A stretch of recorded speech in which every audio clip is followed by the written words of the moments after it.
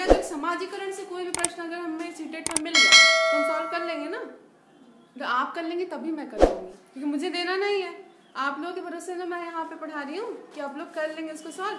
एक लेक्चर का वो था, लेकिन 2 लेक्चर दिया ताकि उससे कम से कम 1 नंबर आपका कहीं ना जाए। अब नेक्स्ट जो हम पढ़ेंगे उसके आगे आप देखिए सिलेबस में तो वाइगोत्स्की पियाजे वगैरह का जो सिद्धांत है, तो उसके पहले वो किस चीज से रिलेटेड है, अधिगम से। उसको हम आज पढ़ लेंगे कि अधिगम क्या है, और भी कई सिद्धांत आप सब पढ़ के आए हैं, यहाँ थोड़ा थोड़ा हम लोग रिवाइज करेंगे। बताइए अधिगम क्या है। अगर इसको नहीं समझ पा रहे हैं तो ये सीखना, अगर इंग्लिश मीडियम वाले यहाँ पर है, ठीक है, लर्निंग है आपका। और अगर आप और कुछ देखना चाहते हैं और कोई शब्द, चलिए अच्छा बताइए दीजिए, कोई डिफिनेशन बताइएगा, बताइए क्या है लर्निंग। क्या बोला आपने, जब पूछो तो फिर चुप, क्या बोला बताइए।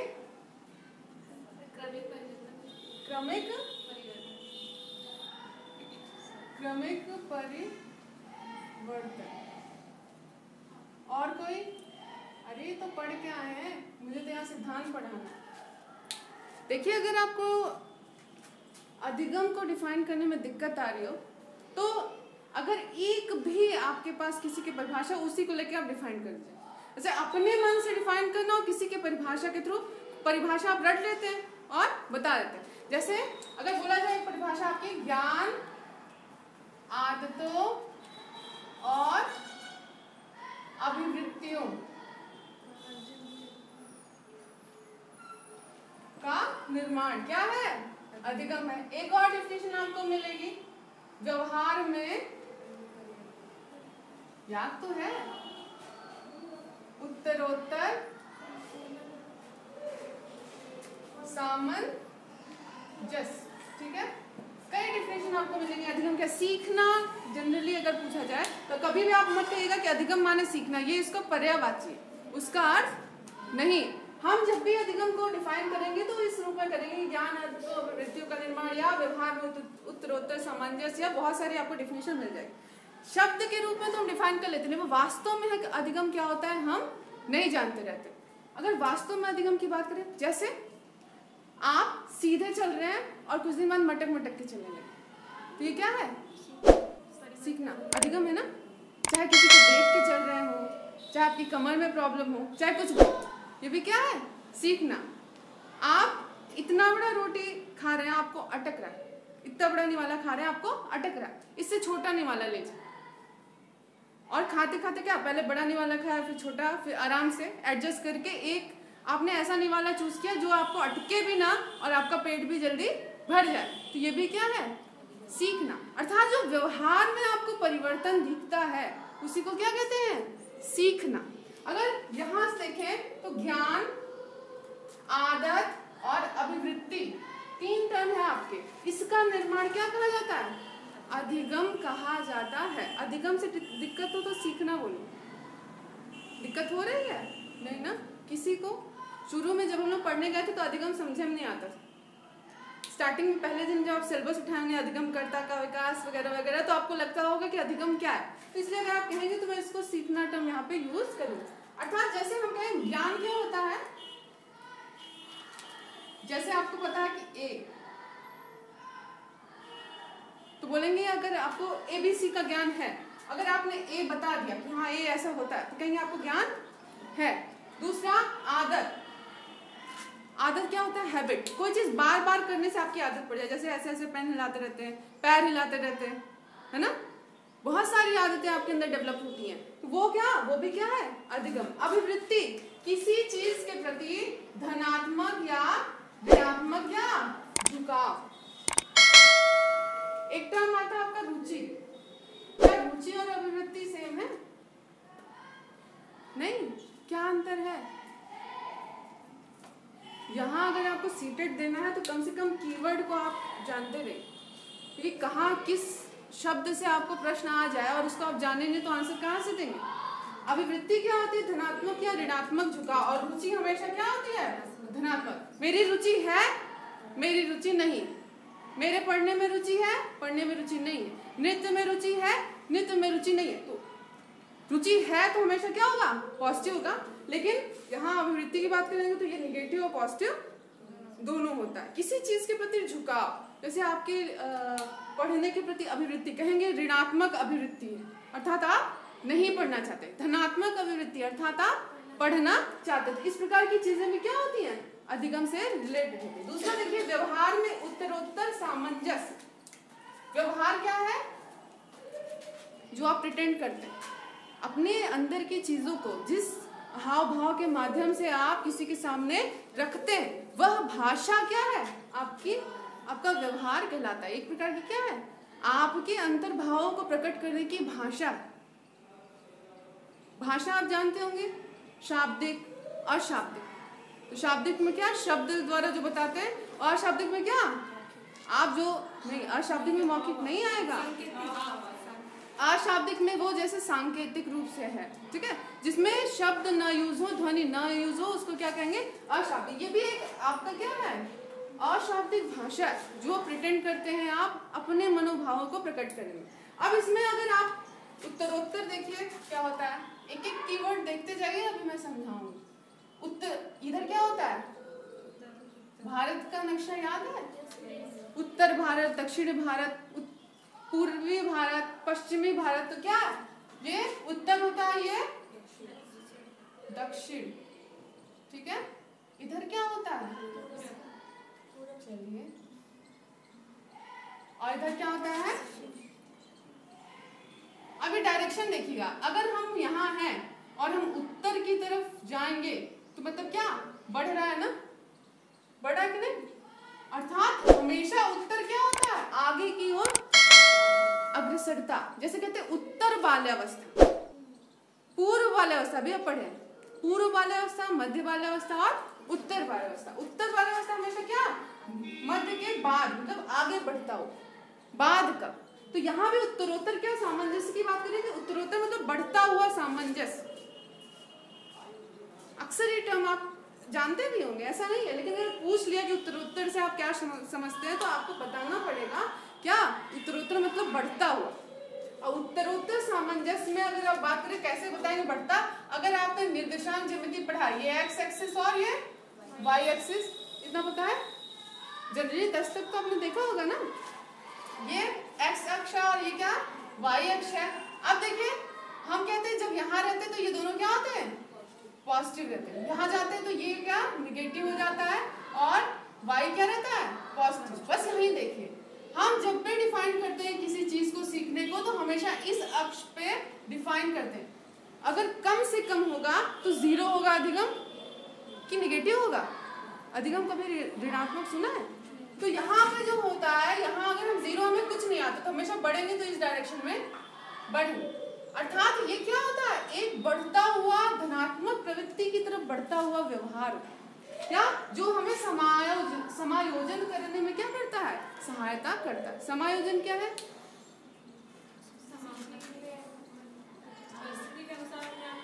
हाँ ठीक, एडजस्टमेंट जो आपका होता है वो क्या होता है?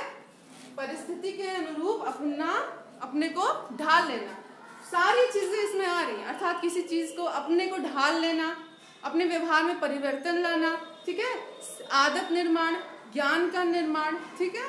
अर्थात ये पूरा एक बहुत ही व्यापक क्षेत्र है अधिगम, जो हम डिफाइन कर सकते हैं ऐसे कैसे? सतत चलने वाली प्रक्रिया से। हम हमेशा कुछ न कुछ क्या करते हैं? सीखते रहते हैं। एक ही काम करने में हमेशा हमारी प्रवृत्ति क्या होती है? बदलती जाती है। अब बात करें अधिगम किसके परिप्रेक्ष्य में पढ़ना है हमें? बालक के। तो सबसे पहले हमें ये पता होना चाहिए कि जिसको पढ़ाना है या जिसको सीखना है उसकी प्रवृत्ति क्या है। तो इसीलिए हमने क्या पढ़ा? इनका विकास पढ़ा। क्यों विकास पढ़ा ये बताइए। अब विकास पढ़ा तो इसमें आपने पढ़ा शैशवावस्था, ठीक है, दूसरा बाल्यावस्था, तीसरा किशोरावस्था, 3 पढ़ा आपने।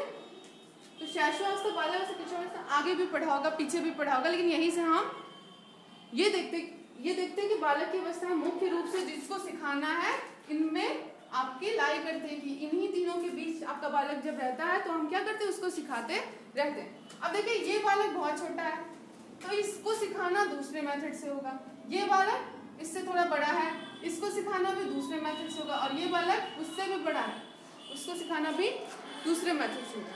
इनकी प्रवृत्ति रटने वाली, अनुकरण करने वाली होती है। इनकी प्रवृत्ति क्या, समूहीकरण, आपने पढ़ा ना सभी, सामूहिकरण से सीखते हैं, और बहुत सारी चीजें जो बाल्यावस्था की कैटेगरी में आती है। किशोरावस्था हम देखेंगे तो संघर्ष, तनाव, तूफान की अवस्था है, तो इसमें सीखने में उसकी बहुत सारी बाधाएं आती है, जो उसके पर्टिकुलर जो उसका ग्रोथ होता है वो इसको हमेशा इफेक्ट करता है कि हमेशा क्या स्ट्रेस में रहता है।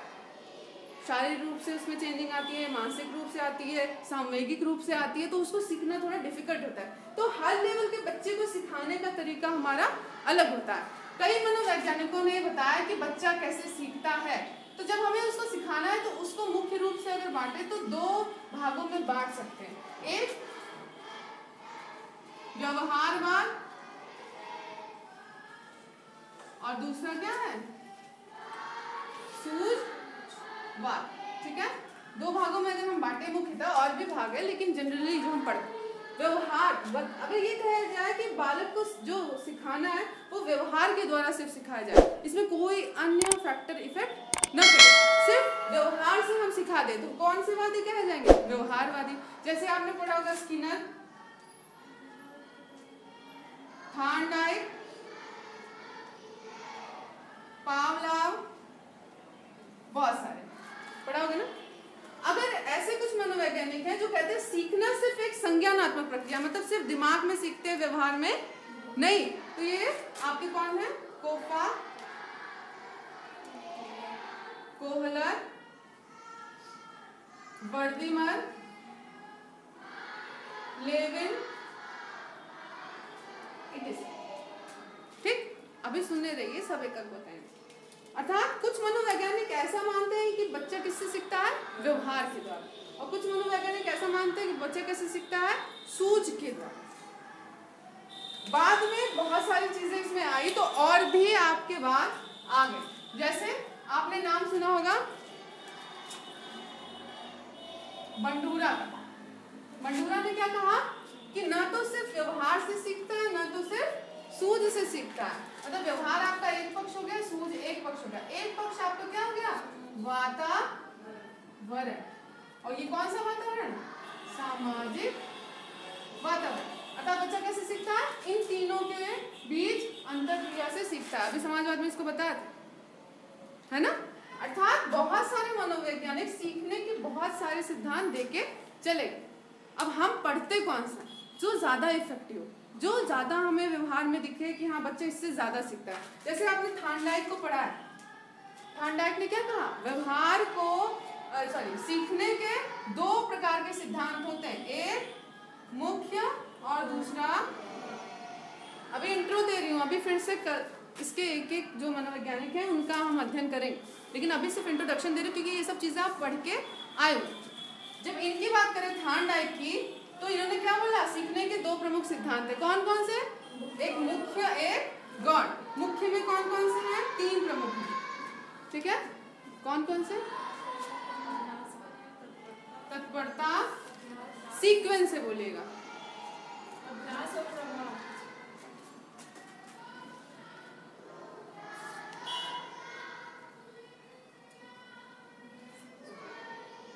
आज जान लीजिए सीक्वेंस क्या है।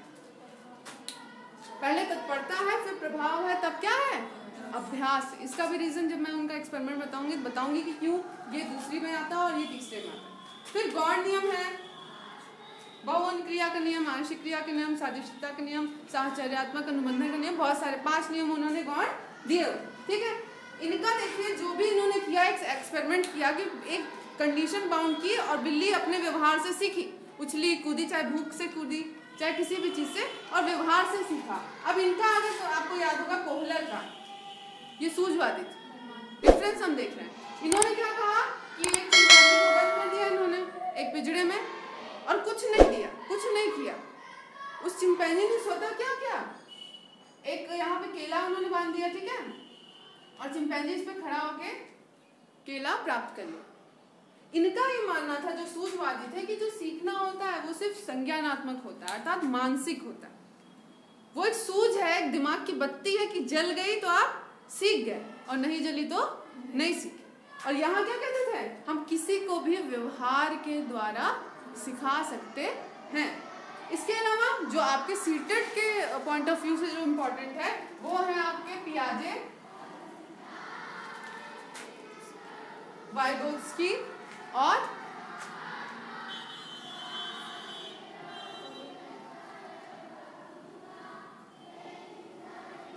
पियाजे, वाइगोत्स्की और कोहलबर्ग। सिलेबस नहीं देखा अभी आपने? जो उसमें लिखा है उसमें ये नहीं लिखा है कि अधिगम बताओ, लेकिन अधिगम को जाने बिना कैसे उसके सिद्धांत पढ़े। उन्होंने ये नहीं बताया कि आप स्किनर थार्नडाइक को बताओ, लेकिन उनको भी जानना आपको जरूरी। अब देखेंगे हम कि जो हमारे मुख्य जो पॉइंट है जिससे हर साल प्रश्न आता है वो कौन से हैं। आपको पियाजे से कंफर्म है कि एक प्रश्न पियाजे से रहेगा। कितने भी प्रीवियस पेपर आपके पास हो देख लीजिएगा, उसमें आपको एक क्वेश्चन क्या पियाजे से जरूर मिलेगा, 1 से 2। वाइगोत्स्की से भी आता है और कोहलबर्ग से भी आता है, ठीक है। अगर यहाँ पियाजे के सिद्धांत को हम देखें तो इनके सिद्धांतों को 2 भागों में बांटा जा सकता है। एक बच्चा विकास कैसे करता है और दूसरा अधिगम कैसे करता है।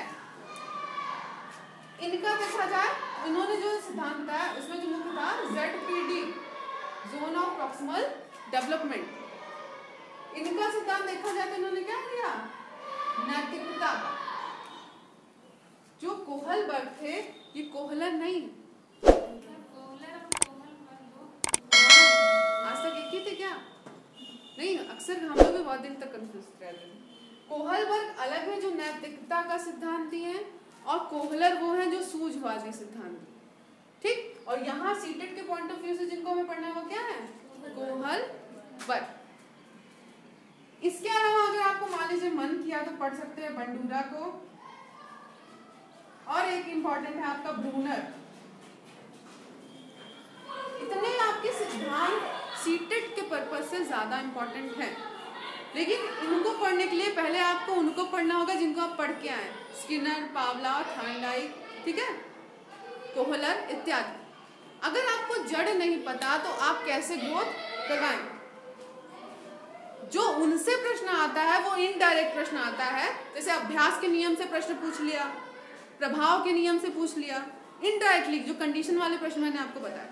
और इनके जो आपको आएंगे, इनके सिद्धांत पर्टिकुलर इनके नाम से आएंगे कि इनकी ये वाली अवस्था से में क्या गुण है। अभी पिछला पेपर देख लीजिए, ठीक है। उसके बाद इनके जो सिद्धांत है उसका क्या गुण है, हाँ? इनके सिद्धांत का बालक पे क्या प्रभाव पड़ता था।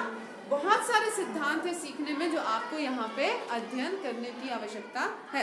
अधिगम क्या है समझ में आ गया? ज्ञान का निर्माण हो, आदतों का निर्माण हो, अभिवृत्तियों का निर्माण हो, व्यवहार में उत्तरोत्तर सामंजस्य हो, परिस्थिति से अनुकूलन हो, जितनी भी प्रक्रियाएं होती हैं जो हमें पूर्व स्थिति से भिन्न कर दें।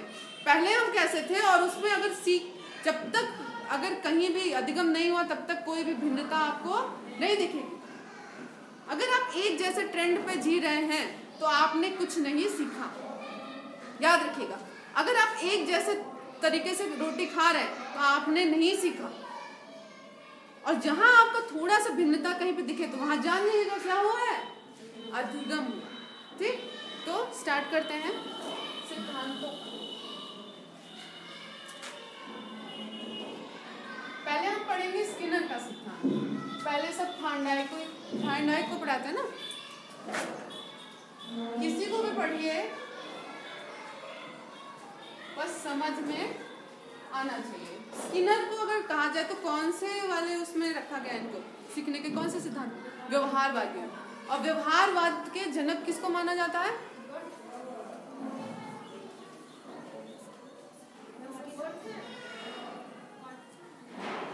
व्यवहारवाद के प्रणेता वाटसन है, वुडवर्थ भी व्यवहारवादी, सब व्यवहारवादी ही हैं, लेकिन जिन्होंने सिर्फ उसको फोकस किया उनकी बात हम यहाँ करें। स्किनर ने जो सीखने का सिद्धांत दिया वो क्या था? व्यवहारवाद का सिद्धांत था। इन्होंने एक एक्सपेरिमेंट किया, एक पिंजरा लिया, बॉक्स, ठीक, और उसमें एक चूहा क्या किया? अच्छा है, एक चूहा क्या किया? बंद कर दिया। स्किनर के सिद्धांत को हम समझेंगे। एक बॉक्स लिया, उसमें चूहा क्या किया? बंद कर दिया।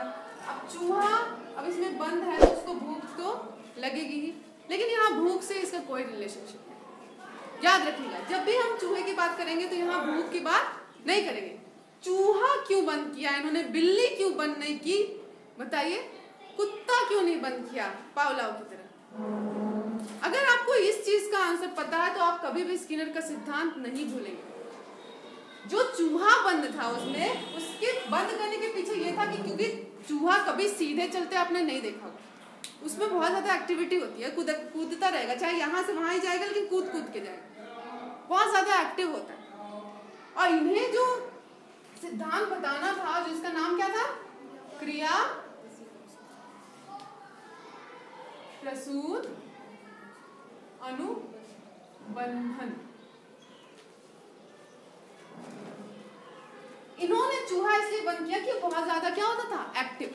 तो चूहे को नहीं पता था कि हमको भोजन चाहिए, कि यहाँ पे कोई ऐसी चीज है कि जिससे यहाँ पे लीवर निकलेगा, भोजन मिलेगा। यहाँ जो बॉक्स था इसकी ये खासियत थी, यहाँ पे एक लीवर था, इसको दबाने पे एक तश्तरी आती थी जिसपे क्या होता था?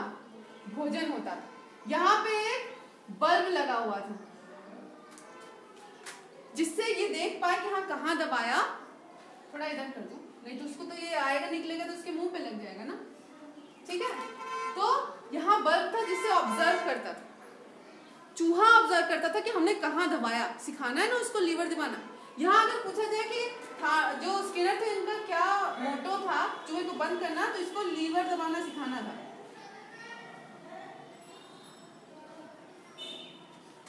यहाँ सिर्फ सिखाना का मतलब नहीं, यहाँ क्या सिखाना है? लीवर दबाने का तरीका।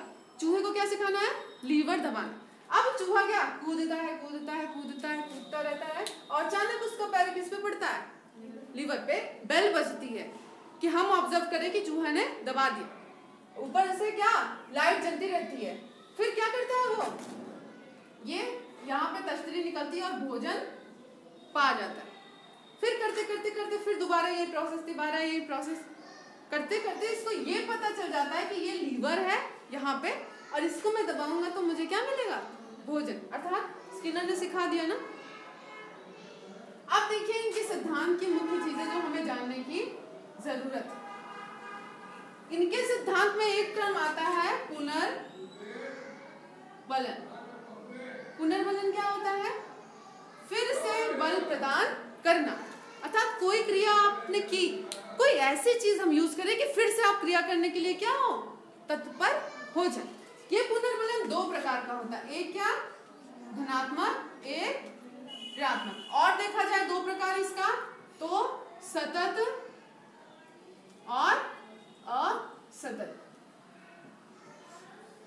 ठीक। जब पहली बार चूहे ने ये लीवर दबाया तो उसे क्या प्राप्त हुआ? भोजन। तो उसको क्या मिला? पुनर्बलन। और पुनर्बलन प्राप्त करके उसने क्या किया? वो संतुष्ट हो गया भोजन करके। फिर दोबारा उसको कार्य करने की क्या मिली? एनर्जी मिली, उसको फिर से बल प्रदान हुआ। और यही सिद्धांत आपका क्या कहा जाता है? क्रिया प्रसूत अनुबंधन का सिद्धांत। अब यहाँ पे अगर आपको ये दिक्कत हो कि क्रिया प्रसूत क्या है, तो हमारा व्यवहार दो प्रकार का होता है, एक प्रतिवादित व्यवहार और एक क्या? क्रिया प्रसूत। ये व्यवहार वो व्यवहार है जिसपे जो व्यवहार जो करने वाला है उसका कोई नियंत्रण नहीं। जैसे पलक झपकाना, क्या आपका कोई नियंत्रण है? 2 मिनट रुकेंगे, 3 मिनट, लेकिन झपकेगी जरूर। आप अगर चाहेंगे कि न झपके तो आप इसको रोक नहीं सकते। और एक व्यवहार आपका ये व्यवहार क्रिया प्रसूत होता है जिसपे आपका क्या हो? कमांड। और यहाँ पे क्या? इसकी इच्छा है ये कूदे चाहे न कूदे। तो क्या ऐसा है कि इसको पता न चले तब भी कूदता रहेगा? नहीं ना, ये जान के ना कूदेगा, अर्थात इस व्यवहार पे इसका क्या है, नियंत्रण है। इसीलिए इसको कौन से व्यवहार का सिद्धांत कहा गया, क्रिया प्रसूत अनुबंध। ये जो अनुबंधन बना वो पुनर्बलन से बना, कि जब भी उसको पुनर्बलन प्राप्त होता था तो क्रिया करने की उसकी जो गति होती थी वो क्या होती, बढ़ जाती। अगर ऐसी कोई चीज, इससे क्या सीखते हैं, ऐसी कोई चीज आप कक्षा में यूज करें जो आपके अधिगम की गति को बढ़ा दे, तो उसे क्या कहेंगे, पुनर्बलन। जैसे आपको नहीं पता, मैं यहाँ आपसे एक प्रश्न पूछूं और आप उसका उत्तर दे दें, उसके बाद मैं खुश होके लो ये मेरा मार्कर, तो आप क्या होंगे, पुनर्बलन, फिर से बताने का प्रयास करेंगे, ठीक है। और साथ ही साथ यहाँ कक्षा में हर बच्चा चाहेगा कि हम भी बताओ और हमको भी क्या मिले, मार्कर। आप लोग लालची नहीं है, बच्चों की बात करें। मार्कर क्या करेंगे, टॉफी रखी है आपने और बच्चों को नहीं पता है, पुनर्बलन की यही खासियत है कि उसकी जानकारी नहीं दी जाती। तो आपने क्या कहा कि जो शांति से बैठा रहेगा, बहुत ज्यादा क्या हो रही है यहाँ पे, बहुत ज्यादा शोर हो रहा है, आप कहेंगे जो शांति से बैठा रहेगा उसको कुछ न कुछ मिलेगा, है ना, तब ये पुनर्बलन नहीं कहलाएगा। अगर बच्चे कहेंगे बस शांत रहो शांत रहो शांत रहो, और एक बच्चा बहुत अच्छा वो शांति से बैठा है, अरे तुम तो शांत थे, लो टॉफी, तो वो जो टॉफी पाए वो तो शांति रहेगा, कल से बाकी बच्चे भी क्या करेंगे, शांत रहेंगे। ये किसका सिद्धांत है, क्रिया प्रसूत अनुबंधन। अर्थात क्रिया के पश्चात ऐसी कोई चीज आप यूज करिए जो क्रिया के होने की जो संभावना है वो क्या करे, बढ़ा दे, उसे क्या कहेंगे, पुनर्बलन। और इस पूरे सिद्धांत को क्या कहेंगे, क्रिया प्रसूत अनुबंधन का सिद्धांत। क्रिया प्रसूत समझ में आया, ऐसा व्यवहार जिसमें हमारा क्या हो, कमांड हो।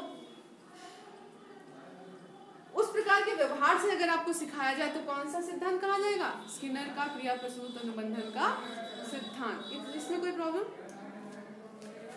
अब जो यहाँ पर निगेटिव और पॉजिटिव की बात की गई, अगर पॉजिटिव दिया जाए तो वो संभावना क्या होती है, बढ़ जाती है, और निगेटिव दिया जाए तो घट जाती है। लेकिन यहाँ निगेटिव का मतलब घटना नहीं है, इसको हटा दे तो भी क्या हो, संभावना बढ़ जाए। जैसे नीचे शोर हो रहा है और आपको सीखने में दिक्कत हो रही है, हम जो बोल रहे हैं, मेरी आवाज मान लीजिए तेज है और किसी की ऐसी आवाज है जो बहुत स्लो बोलता है, तो आप सीख पाएंगे। और अगर उन्हीं को शांत करा दे उस शोर को, तब आप सीख पाएंगे। अतः उसको क्या किया आपने, हटा दिया। ऋणात्मक पुनर्बलन वह पुनर्बलन है जिसको हटा देने पर क्रिया के होने की संभावना क्या होती है, बढ़ जाती है। और धनात्मक पुनर्बलन वह पुनर्बलन है जिसको देने पे क्रिया के होने की संभावना बढ़ जाती है, दोनों में बढ़ेगी है। इसको क्या, इसको आप यूज करेंगे और इसको हटाएंगे। मान लीजिए इस बेंच पे बैठे हैं और लिख रहे हैं और ये हिल रही, तो एक बाधा है ना, ये ऋणात्मक पुनर्बलन है ना। अगर हम आपको उठा के इस बेंच पे बैठा दें तो हमने क्या किया, ये कारण हटा दिया, तो क्या जैसे आप वहां लिख रहे थे वैसे ही वहां लिखेंगे। और वहां मोटो क्या है, लिखवाना, तो जो क्रिया हुई वो क्या, पॉजिटिव इफेक्ट पड़ा कि नहीं। यही सिद्धांत किसका सिद्धांत है, स्किनर का। कोई प्रॉब्लम। इसमें आपको क्या क्या चीजें याद रखनी है कि यहाँ पे कौन से व्यवहार का अध्ययन किया गया, क्रिया प्रसूत, इसलिए इसका नाम भी है ना। क्रिया प्रसूत व्यवहार क्या है, जिसपे हमारी कंट्रोलिंग होती। इनका सिद्धांत क्या था कि पहले रिस्पॉन्स होता है,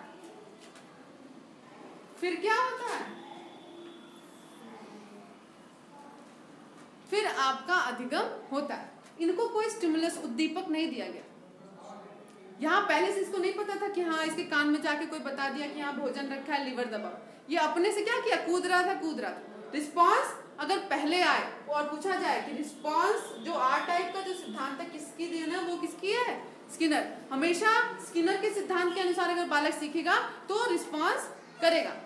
जैसे छोटे बच्चे होते हैं, कोई पढ़ रहा है तो छोटे छोटे बच्चे क्या करते हैं, छीन लेते हैं पेंसिल, उसको देख के क्या करते हैं, लिखना खोजना शुरू करते हैं। तो उल्टा आड़ा तिरछा सब लिखते हैं ना, ये धीरे धीरे क्या उनकी पेन पकड़ने की प्रवृत्ति बढ़ जाती है ना। और जब वो विद्यालय में जाते हैं तो वो लिखना शुरू कर देते।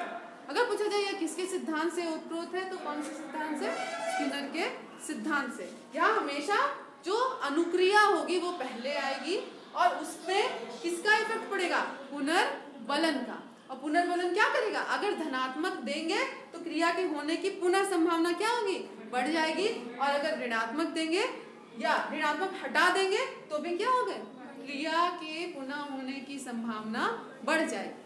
ऋणात्मक पुनर्बलन और दंड दो अलग चीज है, ये भी आपका पूछा गया प्रश्न। अब इन्हीं से संबंधित जो अब इनके सिद्धांत से संबंधित हम प्रश्नों को देखेंगे। नाम पूछता है इनका या ऐसा पूछता है स्टेटेड में नहीं, यूपेटेड में, क्रिया प्रस्तुत अनुबंधन किसने दिया है ना, किस प्रकार का है ये, तो आर टाइप का है, या इसको आर एस टाइप का भी बोल सकते हैं। यहाँ रिस्पॉन्स पहले आएगा, स्टिमुलस बाद में। स्टिमुलस तो है ही भोजन, उद्दीपक तो है ही जिसको देख के वो एक्साइटेड होगा, लेकिन वो बाद में या सिर्फ आर टाइप कहेंगे या आर एस टाइप कहेंगे। फिर इसका जो इससे प्रश्न आता है कि इसमें कौन से व्यवहार का अध्ययन किया जाता है, तो यहाँ पे क्या क्रिया प्रसूत व्यवहार का अध्ययन किया जाता है। फिर इसमें पूछता है कि पुनर्बलन का जो प्रकार है कौन कौन सा है, तो एक पॉजिटिव है, एक निगेटिव। पॉजिटिव को देने में क्या होता है, क्रिया के होने की संभावना बढ़ जाती है, और जो ऋणात्मक है उसको हटा देने पे क्या होता है, वो भी बढ़ जाती है। लेकिन ये रहेगा तो क्या होगी, संभावना घटती जाएगी। ये दंड जो होता है दिया जाता है, और इसको भी कई लोग किसमें रखते हैं, ऋणात्मक पुनर्बलन में रखते हैं, लेकिन दंड हमेशा क्या करता है, निगेटिव एस्पेक्ट रखता है। तो दंड कब हम यूज करेंगे, सिर्फ जब हमें अनुशासन स्थापित करना रहे, नैतिकता की शिक्षा देना पड़े, या चरित्र का निर्माण करना। ऐसे कई आपके अवांछित व्यवहार है जिनके लिए दंड अनिवार्य। आपस में लड़ाई कर रहे हैं, आज मना किया, दो बार मना किया, 3 बार मना किया, रोज लड़ रहे हैं, आज इनसे लड़ रहे हैं, कल उनसे लड़ रहे हैं, कल उनसे लड़ रहे हैं ना। तो इसमें कुछ न कुछ हमें ऐसी चीजें यूज करनी पड़ेगी कि आपका ये अवांछित व्यवहार क्या हो, खत्म, उसको दंड कहेंगे। अर्थात दंड और ऋणात्मक पुनर्बलन दोनों अलग चीज। यही अगर इनके सिद्धांत से देखा जाए तो यही आपके प्रश्न आते हैं। एक प्रश्न मूल्यांकन में आता है, लेकिन यहाँ आप इसी को देखिए कि जो पुनर्बलन होता है, पुनर्बलन मतलब पुनः बल प्रदान करना, ये हमेशा कब आता है, क्रिया के बाद। अगर ये हर सही प्रतिक्रिया के बाद मिले, जैसे पुनर्बलन आपका शाब्दिक अशाब्दिक होता है। शाब्दिक पुनर्बलन क्या है, जैसे आपने बताया मेरे प्रश्न का उत्तर हम कहे शाबाश, आपने बताया क्या है गुड, तो ये हो गया सतत। अगर हर सही अनुक्रिया के बाद हमने क्या दिया, पुनर्बलन दिया। लेकिन आपने बताया हमने कहा शाबाश, उन्होंने बताया हमने कहा वही उसी लेवल का प्रश्न, और मैंने कहा ठीक है। उन्होंने बताया मैंने कुछ रिस्पॉन्स ही नहीं दी, फिर इन्होंने बताया, फिर मैंने कहा शाबाश। तो क्या इसमें कहीं ना कहीं कोई जो लाइन है वो ब्रेक हो रही है ना, अर्थात ये सतत है नहीं। अगर आपसे पूछा जाए कि सतत पुनर्बलन क्या है, तो हर सही अनुक्रिया के बाद पुनर्बलन देना सतत पुनर्बलन है। और अगर आपसे पूछा जाए असतत पुनर्बलन क्या है, तो फिक्स नहीं है कि किस अनुक्रिया के बाद आपका पुनर्बलन मिलेगा। अगर ये लीवर 4 बार दबाए, उसको 1 बार भोजन मिले, तो नहीं सीख पाएगा या बहुत देर में सीखेगा। अगर पुनर्बलन के बाद मतलब सतत मतलब बढ़े, तो मतलब क्या आदत निर्माण होगा उससे? बिल्कुल, आदत निर्माण अधिगम ही करा रहे हैं, तो अधिगम आदतों का निर्माण भी तो है। आदत आपकी जैविक जो मूल प्रवृत्ति होती है उससे रिलेटेड होता है। आदत आपकी क्या है, जो मूल प्रवृत्तियां हैं उससे रिलेटेड होता है। भोजन की आवश्यकता हो सकता है आपकी आदत हो, क्यों, आपके अंदर एक ड्राइव है, भूख। अगर भूख नहीं लगेगी तो क्या कभी भोजन करेंगे, नहीं करेंगे ना। तो आदतों का निर्माण, अभी तो बताया कि आदत निर्माण भी अधिगम है। तो चाहे आप किसी, ये सब सिद्धांत पढ़ रहे हैं ना, लेकिन अधिगम का कॉन्सेप्ट क्यों मैंने बताया कि आदतों का निर्माण भी क्या है, अधिगम है। अभिवृत्तियों का निर्माण, पर्टिकुलर नेगेटिव पॉजिटिव, वो भी क्या है, अधिगम है। ज्ञान मतलब जो आपके अंदर जो सूचनाएं यहाँ संग्रहित होती है, स्मृति के रूप में बनती है, उसका निर्माण भी क्या है, अधिगम। अधिगम बहुत सारी चीज, इनको भी तो थोड़ा ज्ञान हुआ कि लीवर दबाने से ये निकलेगा, अधिगम हुआ। इनकी भी तो हैबिट हुई कि बार बार ये कूद रहे हैं और सही जगह से फिर कूदने लग रहे हैं। हैबिट बनी ना कि पहले गलत जगह कूद रहे थे, फिर सीधे सीधे कहीं ना कूद के डायरेक्ट जाके लीवर दबा दे रहे हैं। सोचिए चूहा कितना चालाक हो गया, लेकिन यहाँ चालाकी नहीं है। यहाँ हमने क्या किया, क्रिया प्रसूत अनुबंधन से उनको सिखाया। ठीक, अभिवृत्ति क्या है, भोजन के प्रति। अगर यहाँ इनको जो भोजन मिल रहा है भूख के बाद, इसकी जगह यहाँ के पे ककड़ा रख लीजिए, है ना, कंकड़ रखिए, शुद्ध शब्दों में कंकड़ रख दीजिए, तो क्या ये लीवर दबाना सीखेगा, हर चीज समझिए, अधिगम ही नहीं समझेंगे तो कोई सिद्धांत समझ में नहीं आए। हमें अगर सिर्फ इनका अगर पढ़ना है तो इनके नाम में कौन सा व्यवहार हो रहा है, क्या चीज पहले आ रही है रिस्पॉन्स, और किस चीज का क्या महत्व है, तो पुनर्बलन। कुल मिला जो के 4-5 पॉइंट इसमें क्या है आपके इंपॉर्टेंट है। और प्रश्न अगर आता तो एक, किसी भी सिद्धांत से प्रश्न एक आते हैं, उनको छोड़ दीजिए। पियाजे वैगोत्स्की, पियाजे कभी कभी 2 प्रश्न आ जाएंगे आपके, क्योंकि उस सिलेबस में डायरेक्टली लिखे, और इनके प्रश्न क्या आएंगे, इनडायरेक्ट आएंगे। जैसे पूछा जाए कि गणित सिखाने में कौन सी विधि से ज्यादा अच्छी पड़ेगी, तो उसमें ऑप्शन मान लीजिए अभ्यास है, तो वहां तो आप अभ्यास देख रहे, कह रहे ये तो किसी का सिद्धांत नहीं है, लेकिन थार्नडाइक अभ्यास सिद्धांत दिए है ना। बच्चा गलत व्यवहार कर रहा है, नहीं सही व्यवहार कर रहा है, टीचर को क्या करना चाहिए, तो उसमें लिखा होगा पुनर्बलन देना चाहिए। तो वहां तो आपको लग रहा है पुनर्बलन देना चाहिए, लेकिन किसका सिद्धांत है ये, देखिएगा क्रिया प्रसूत अनुबंधन का सिद्धांत, इसमें पुनर्बलन यूज होता है, लेकिन पुनर्बलन का सिद्धांत किसने दिया, वो कौन थे, हल। इनके सिद्धांत में भी क्या है, पुनर्बलन, लेकिन पुनर्बलन का सिद्धांत इन्होंने नहीं दिया, किसने दिया, हल। बहुत ज्यादा लोग हैं ऐसे जो पुनर्बलन के सिद्धांत में किसका नाम नहीं लेते, इनका भी रिलेटेड है, लेकिन दिया सबसे पहले जो देता है उसी का नाम आता है, तो कोई किसने दिया है, हल। तो इनके सिद्धांत से, इससे बाहर से कहीं से प्रश्न नहीं आता। आप यूबिटेट भी देंगे ना, बहुत इंपॉर्टेंट है उसके पर्पज से, इसमें तो कम है लेकिन आपको जानना जरूर। और कोई दिक्कत इसमें, कोई दिक्कत, फिर से समझ, क्या दंड आपका ऋणात्मक पक्ष है, लेकिन यहाँ ऋणात्मक पुनर्बलन में इसको नहीं रखते, नॉर्मली रखते हैं लेकिन इनके अनुसार नहीं रखते। स्किनर के अनुसार जब भी पूछेगा तो इसको हटा देने पे क्या होगी, क्रिया की संभावना बढ़ेगी। तो हमेशा आप दंड मत दीजिए, तो क्या बच्चा सीखता ही रहेगा। दंड हम क्यों देते हैं, अनुशासन में रखने के लिए ना, लेकिन यहाँ अगर शोर हो रहा है और आप उसको हटा दिए तो बच्चा सीखेगा ना, नहीं सीखेगा। शोर में सिखाइए और बिना शोर के सिखाइए, उसके सीखने की मात्रा में क्या होगी, वृद्धि होगी। अर्थात शोर क्या है, ऋणात्मक पुनर्बलन है। इसमें कोई दिक्कत है तो बताइए।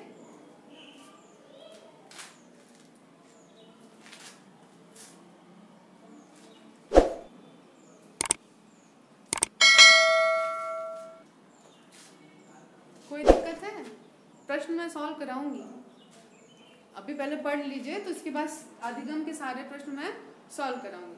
दूसरा जो सिद्धांत हम पढ़ते हैं, थोड़ा सा इंट्रो ले लें, पावलोव।